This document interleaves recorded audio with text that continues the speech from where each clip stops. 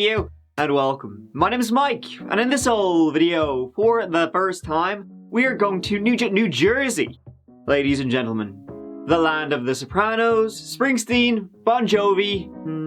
Yeah, that's about it. I actually went through it once on a train. Kinda wish the train had gone faster. I'm joking. It's the best place in America. My personal favorite. Let's move on. This is a story of a guy, some gals, and an app called Tagged, which I had never heard of before, and Tagged put this guy on the map. And it also got him off it though, so thanks, I guess. Great stuff. Alright, that about wraps up the intro. Let's have a go at the Garden State.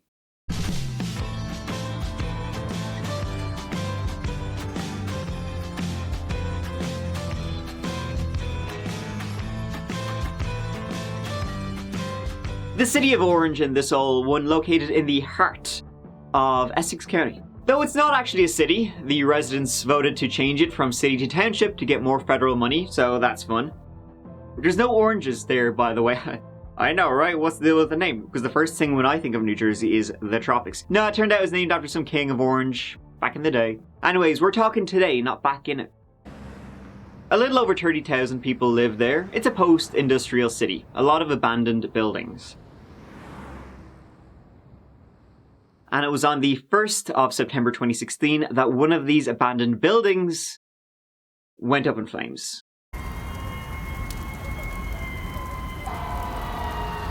On Lakeside Avenue, North Orange, at 2 a.m, an empty house was the scene of a major fire. 5 different cities sent trucks to put out the blaze. It was thought the whole neighborhood could go up. The fire would be put out after some bloody hard work. And inside the house, a body would be found. A body, the City of Orange's arson investigator, who had been 17 years on the job, he would say it was the most destructed body he had ever seen.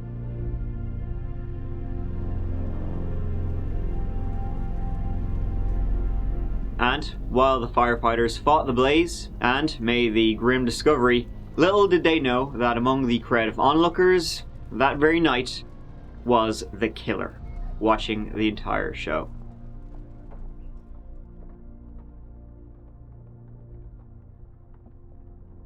It was 2 weeks later that the body was identified. It was identified via dental records. It was a woman named Robin West, and she was the first that we know of. The badly burned body of Robin West was found inside this house after the fire was put out back on September 1st. She reportedly worked as a prostitute out of a hotel in Union Township and was from Chester, Pennsylvania. Robin was from Philadelphia. She had 2 older brothers and she had a tough upbringing, living for a time at a treatment facility for young people with behavioral and mental health issues. She was an adventurous, strong-minded person, daughter of an assistant pastor, and she loved to sing. She left home at age 18 and was just turning 20.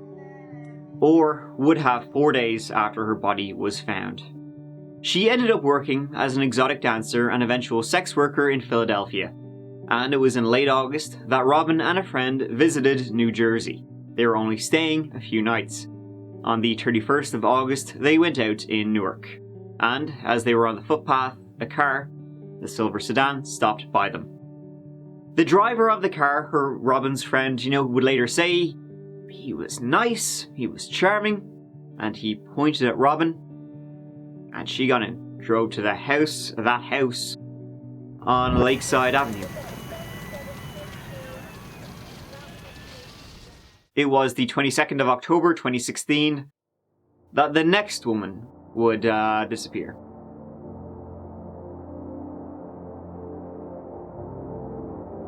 Joanne Brown was 33 years old, from Augusta, Maine. She had a good number of siblings, and they all moved to Newark when she was just 5 years old. She was nice, lovely, but did struggle with mental health issues, namely bipolar disorder and schizophrenia. After high school, Joanne worked as an exotic dancer under the name London. Later, she worked as a sex worker, something her friends were concerned for her about. And she tried to leave. She moved into a building run by a non-profit that offered drug treatment and counselling, gave her a schedule, rules, but it was tough. It was on the afternoon of the 22nd of October, a week before Halloween, that Joanne and a friend of hers, they were hanging outside in front of a Popeyes in South Newark. The guy, he pulled up beside him about 1:15 in the PM. Once again, pointed at Joanne. She got in. She didn't have her phone with her that day, so in the car, she asked if she could borrow this guy's phone to call her friend, just let her know where she was going, when she'd be back. And she did. But of course, she didn't really know where she was going. They ended up wheeling and weaving to a place the killer had just been preparing. Inside the abandoned house on Highland Avenue in Orange, he wrapped her head in duct tape and strangled her to death. After, he called Joanne's friend. Her number was still in his phone. When she answered, he didn't say anything. He just breathed. Then hung up. When her friend tried to call back, no answer. Joanne, she wouldn't be found inside that abandoned house for another month and a half. Before she was found, though, the killer would strike again. Twice more. Tiffany Taylor grew up in Jersey City before moving to Orlando and studying music and psychology and becoming a professional dancer. However, when she became pregnant, she left Florida, left college, and she moved back to New Jersey. Then she started working as a sex worker to get by. At this stage, she was living out of her car. And she knew a young fella who she had met through a friend. And this guy was 13 years younger than herself. Tiffany, 33, this guy, 20. And he was just obsessed with Tiffany. Non-stop begging to just hook up with her. And then he started offering to pay to hook up with her. She declined until eventually in April 2016 she said yes. She said yes with a sly grin because she was gonna rob him. So she pulled up at his house, got out, went into his bedroom, got paid cash in advance, and then when she was there she was like, snap. I left my condoms back in my car. I'll go get them, be right back. She then drove off. She was having a great time. Then in November 2016, 7 months later, she started getting weird texts from a number she didn't know. And again, it was a guy begging to hook up with her. Right? She changed her phone. Still was getting texts. She had no idea how he got her new number. But he did. She declined again until he kept going on. And he said he'd pay her whatever she wanted. And then she was like, fine. That was on the 15th of November 2016. Once again, she was gonna rob him. They met at her motel. And this guy was wearing a ski mask. And then they drove.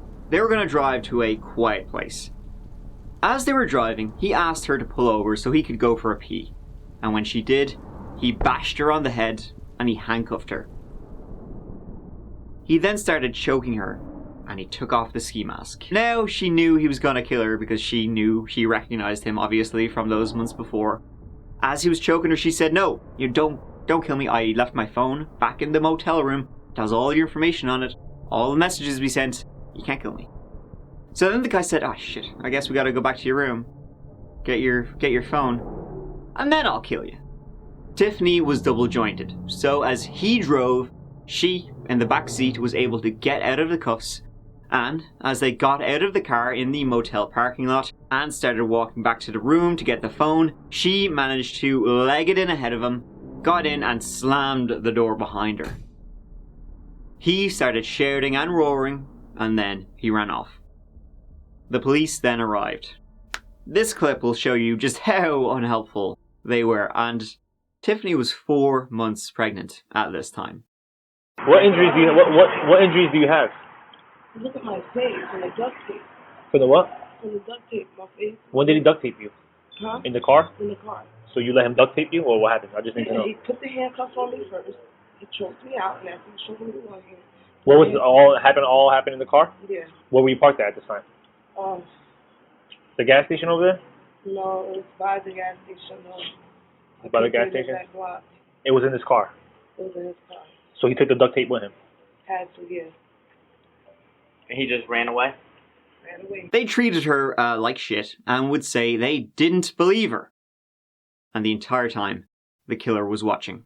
A week later, he would kill again. If they had listened, he wouldn't have been able to. Simple as. The next victim, though, was someone entirely different, like, altogether.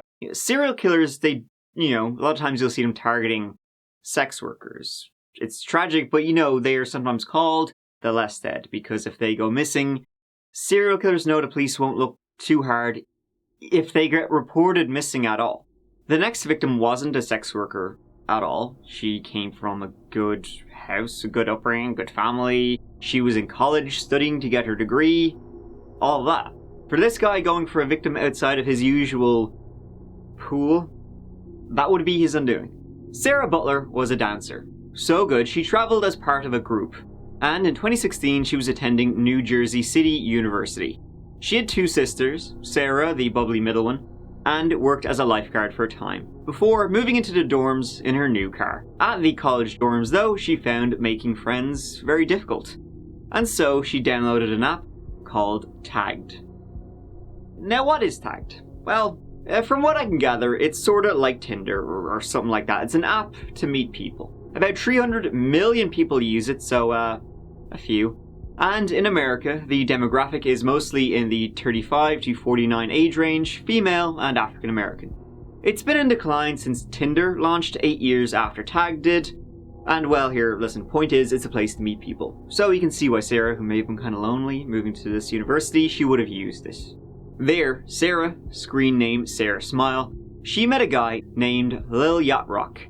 They started messaging, and he offered her $500 for sex.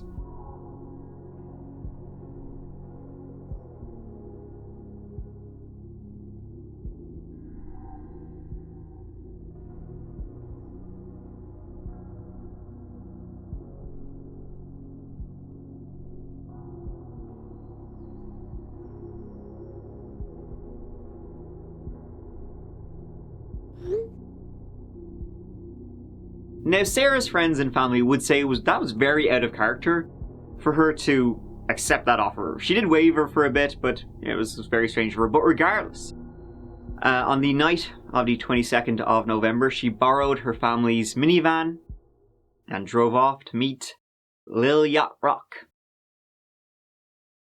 They agreed to meet at the same house Joanne Brown's body was in, still there, wrapped in duct tape. Undiscovered, and it wouldn't be for another 2 weeks. He got in, and they drove out to Eagle Rock Reservation, arriving there before 11 p.m. And then he murdered her, strangled her to death, and left her under rocks and branches. The next morning, her friends and family asked around, anybody know where she is? Anybody seen her? Calls going unanswered, worry. 3 days after she disappeared, the minivan she was in was found behind an abandoned building. Police were called, and Sarah's hair extension was found on the floor of the vehicle. Now, the police weren't really much help at all. They haven't been in this entire case. And this is when you'll see who really solved it. Sarah's friends. They took over. And one of the first things they did was they went to Sarah's house and opened her laptop. One of her friends, Samantha, knew her login details. So they were going in looking for clues. Who was she last talking to? Her messages, all that kind of stuff. There, they went into Tagged. They found Lil Yacht Rock. Then Sarah's friends created a fake profile, fake picture, and they went looking for this guy on Tagged. They found him right away, and they started messaging him. In the meantime, they gave all of this to the police, and as they were giving statements, Lil Yacht Rock replied to Samantha.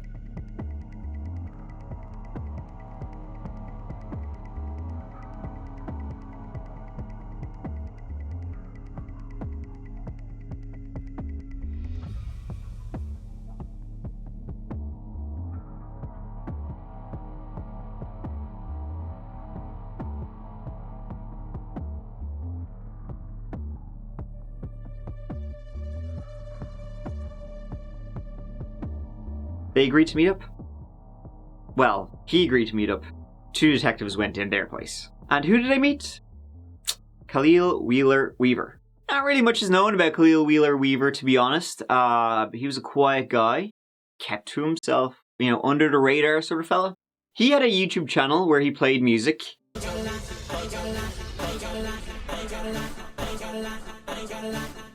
moving swiftly on. He was a local Orange lad, didn't have many friends, didn't play sports, didn't do parties, didn't have any known girlfriends. He graduated high school in 2014, so was only 20 at the time of the killings. Like I said, he was a quiet, under-the-radar type of guy. Not many people had much to say about him. The friends he did have also said he rarely spoke. But when he did, he'd come out with the funniest shit. He came from a good home, a good neighborhood, good family, a law family. His stepdad was a detective. His uncle, also a detective. After school, he began to come out of his shell a bit more. Maybe too much. He started DJing at parties, he got a silver sedan, and he started dating. For work, he became a security guard at a grocery store, and he was also looking into becoming a cop himself. That seems to happen a lot, by the way. You gotta wonder how many cops killed people and then became cops. Anyway, then all this happened. So when the two detectives met Khalil after, those tagged conversations, nothing happened. What would? They didn't arrest him. He was just then he just became a suspect, but they had nothing on him. Then. But around the same time, they traced Sarah's phone to where it was last used, and they found her. Family is desperate for answers after a woman was found dead days after she went missing. 20-year-old Sarah Butler is from Montclair.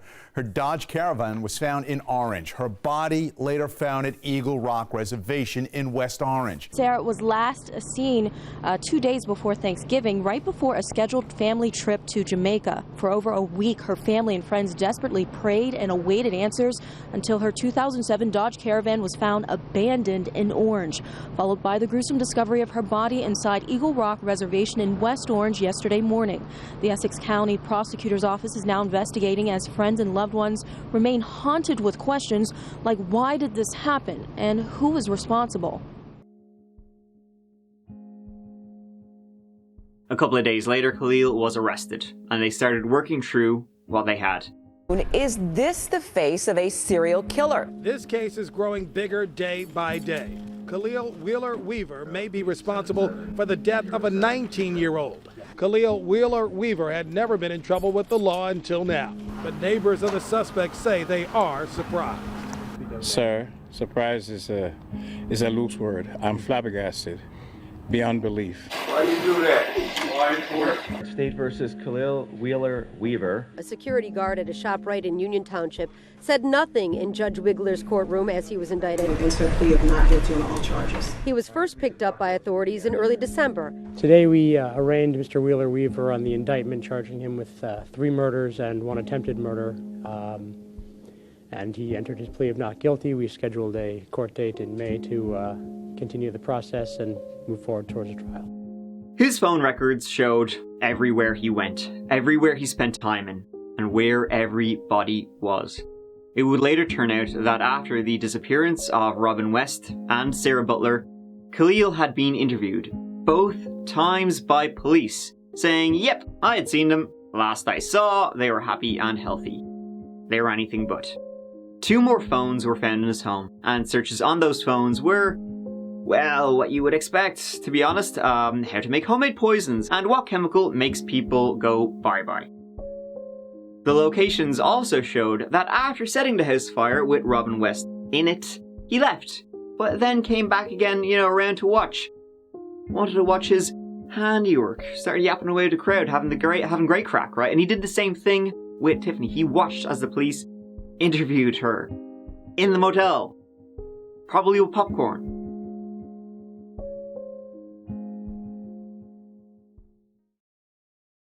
Authorities would investigate for 3 years before bringing him to trial. Tiffany Taylor, the only woman, the only survivor, and she knew Khalil before all of this, before he killed and tried to kill her, she would be a star witness during the trial. He pled not guilty. Didn't work. So let's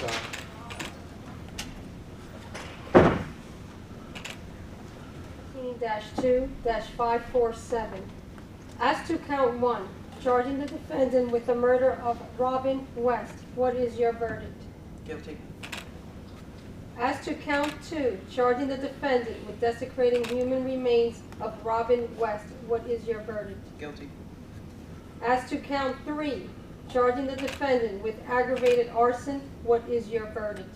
Guilty. As to count 6, charging the defendant with kidnapping. What is your verdict? Guilty. As to count 7, charging the defendant with attempted murder of...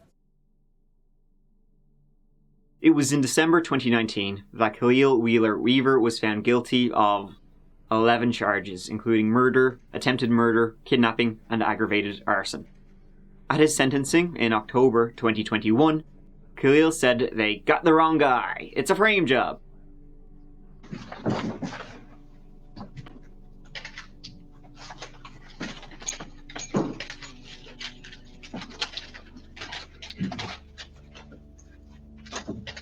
I would like to address the courts by saying that throughout the course of this whole ordeal, I have maintained and expressed my innocence vehemently, and to this day I continue to. The assistant prosecutor, Adam Wells, knowingly and purposely misled the courts and the families of the victims into believing that I was the person who committed these crimes. I would like to say I do feel empathy for the victims, and my heart goes out to their families and friends. However, I was not, and I repeat, I was not the person who committed these crimes. And with that being said, I have clear and convincing evidence that I was set up, I was lied on, and I was framed by the Essex County Prosecutor's Office. He was sentenced to 160 years in prison. An eternal and profound grief that is personal to me and will not go away until I take my last breath. Your Honor, on behalf of the family of the late Robert F. Michelle West,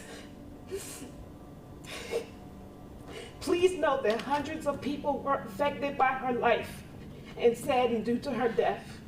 None of the victims deserve what happened to them. None of them asked for it.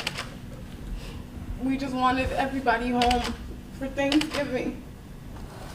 He was coming home for Thanksgiving. And I hope you find in your heart that you can give him the longest maximum sentence.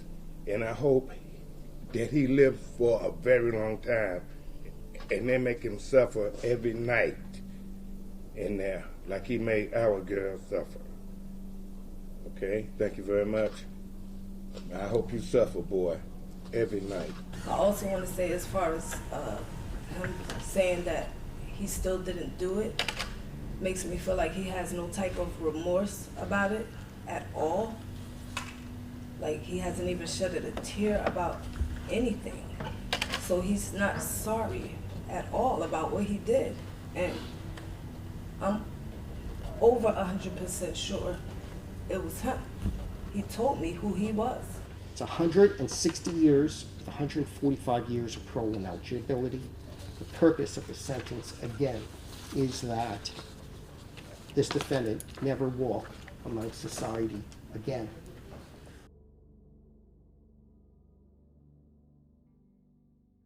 Crazy story of a serial killer in New Jersey, and a young fella with a thirst for blood. Pretty much all women who solved this one, not the cops. They're the ones who got Khalil, lured him and tagged, told the police who it was before Sarah was killed, which could have been prevented. Could have prevented it if they had just taken her seriously. And if it wasn't for, them finding him and tagged, would have kept going. Not anymore. Once again, it's always the quiet ones, what? Sometimes. Thank you so much for watching. I really appreciate you taking the time to be here with me. Here, one. See you as always real soon in the next video. Until then, please take care of yourselves. I love you. My gift.